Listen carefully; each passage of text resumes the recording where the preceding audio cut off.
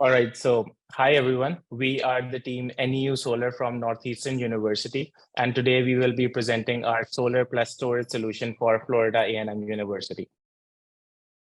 So starting off with introducing our team, we are a team of 7 energy systems graduate students with different academic backgrounds who have contributed towards this project. All right, so let's get to it. Florida A&M University, or FAMU, is a public university located in Tallahassee, Florida. FAMU has some very promising climate action goals for its future. In 2013, FAMU became a signatory to what is now known as the President's Climate Leadership Commitment, setting a goal for itself to reach climate neutrality by 2050.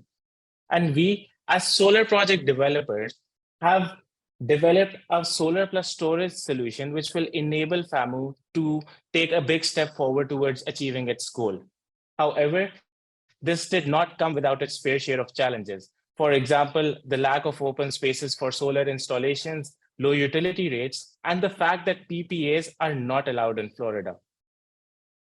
So in order to develop our project, we basically adopted an iterative methodology in which we modified our design based upon the constraints we encountered during the financial as well as the distribution impact analysis to produce a system which would provide the best value for money for Florida A&M University. All right, so before we get to the systems we have proposed, I will go over our thought process behind siting the PV systems. There were several factors which we considered. For example, proximity to load centers to avoid lengthy cable runs, clear unobstructed areas to avoid self-shading or shading losses, compliance to the FAMU's master plan, which led us not to consider some very promising rooftops like Perry and Page building because they were being remodeled in the future. And lastly, to design a system which would be visible and engage the students as well as the public.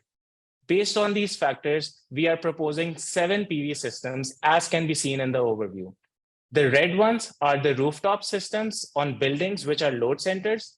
The blue one is our biggest solar canopy system in front of the stadium and the FAMU village, which is our major load center. And the FAMU lake here in the orange outline.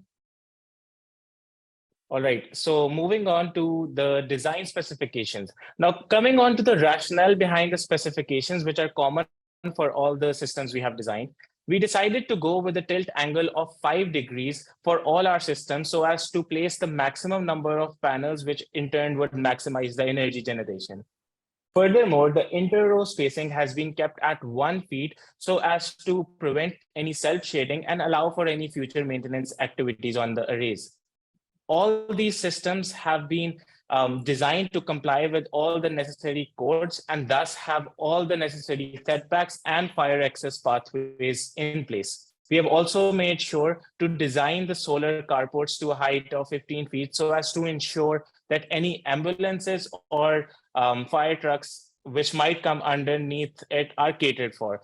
And lastly, we have placed the panels facing south and in regions of higher solar irradiance. Now, moving on to the actual designs. These are 2 of the biggest systems we have designed. On the left, you can see the FAMU Village and Stadium carports with a size of 2.2 megawatt. And on the right, you can see the floating PV system on FAMU Lake with a DC size of 386 kilowatt. Moving on to the rooftop arrays we have designed. These are 3 of the 5 ballasted rooftop systems. The College of Pharmacy on the left with a size of 200 kilowatt, followed by Ware Rainey with a size of 235 kilowatt, and Gore Education Complex with a size of 233 kilowatt.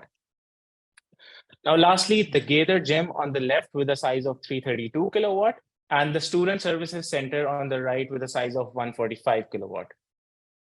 Now, as far as the equipment selection and the vendor selection is concerned, so for the vendors, amongst other factors, we considered factors such as their financial stability and operating history so as to ensure that there are no supply chain risks or delays during this process.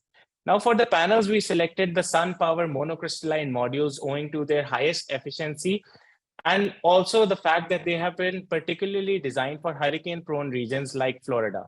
As for the inverters, we went with the Sunny Tri Power, again due to their high efficiency, as well as rapid shutdown capabilities. Now, for the wires, which are one of the most extensive components of any PV system, we will make sure that we pick the gauge which limits the voltage drop to 1.5%, which has a direct repercussion on the financial gains of the project. Okay, so moving on to battery system design.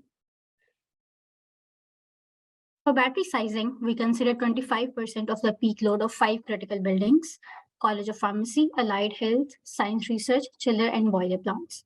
Our battery storage system is sized at 2.37 megawatt hour with 1.2 megawatt battery power for 2 hours of resiliency. The storage system will also be used to shave off any peak demand.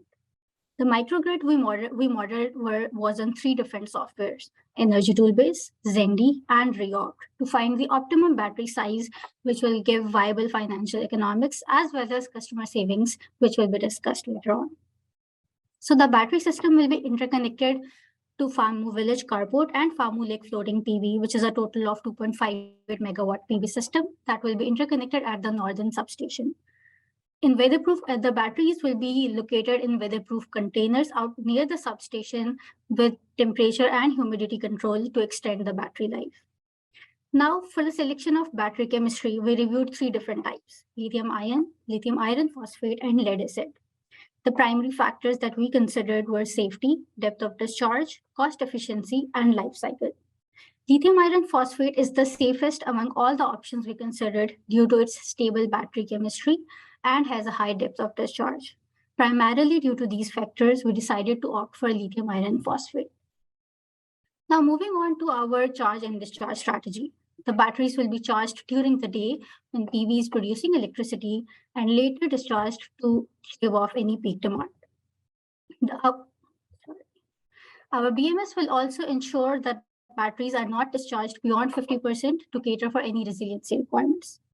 The figure below here shows the worst case outage scenario on July 13th from 12 to 2 p.m.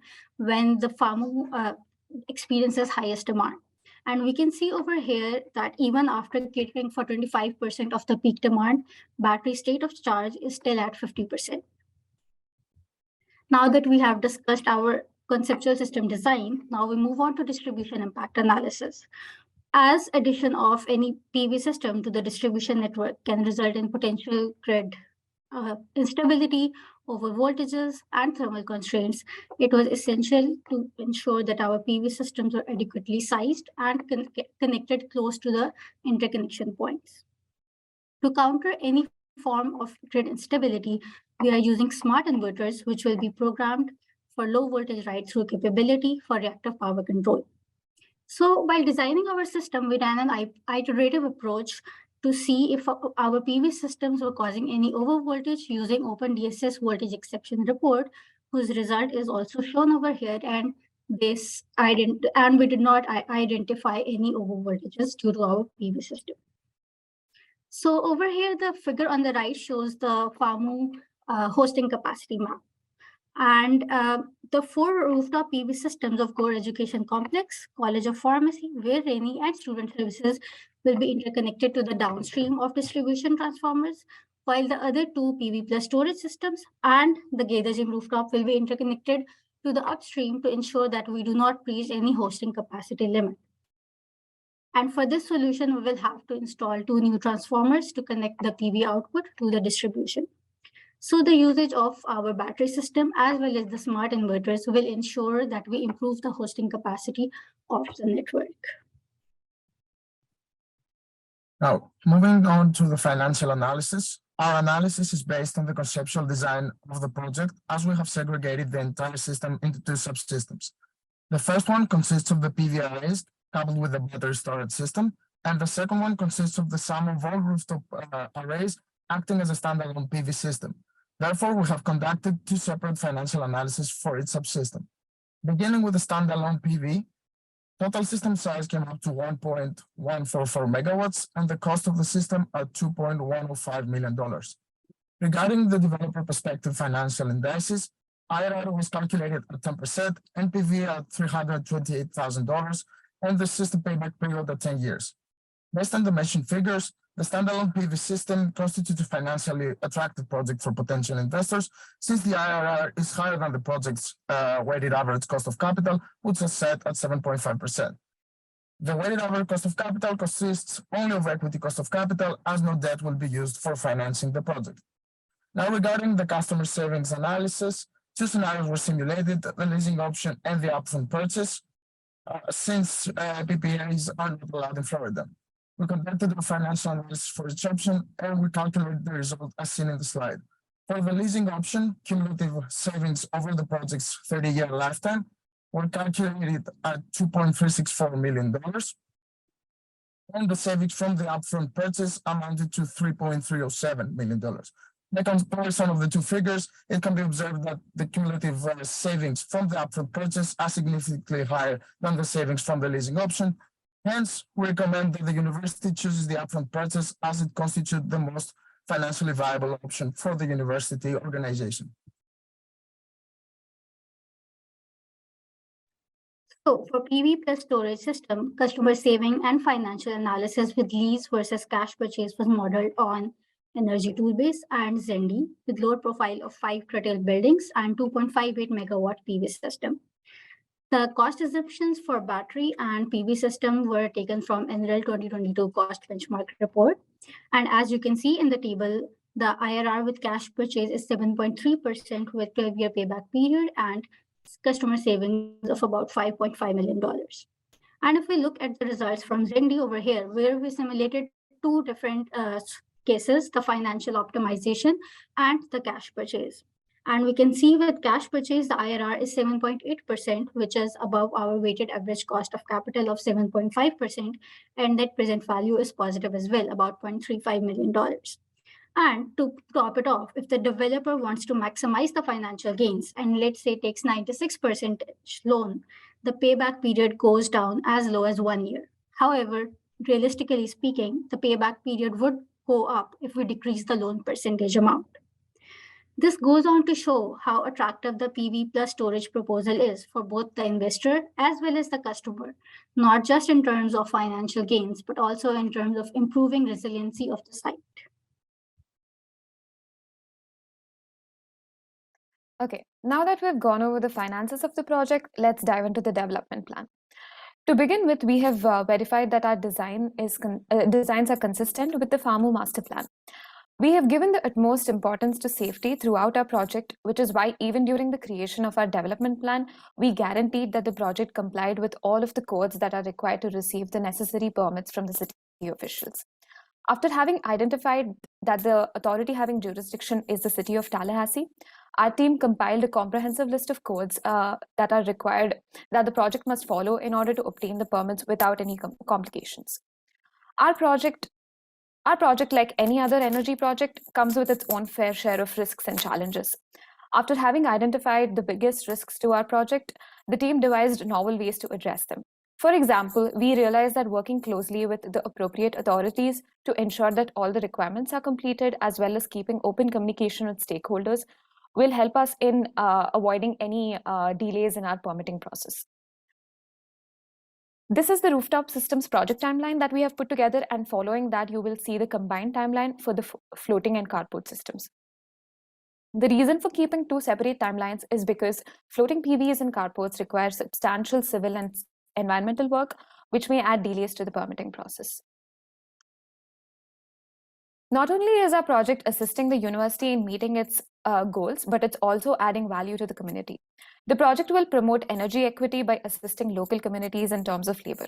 The carport PV facility can be used for training sessions and also to host tours for people interested in renewable energy. All right, now that we've covered the specifics of the project, let's look at why this project is a great initiative for the university. Our financial study clearly demonstrates how significantly the initiative reduces the university's energy bills, and it also helps promote a decentralized energy model. The university can protect itself from any outages thanks to this project, and it can improve on its resiliency.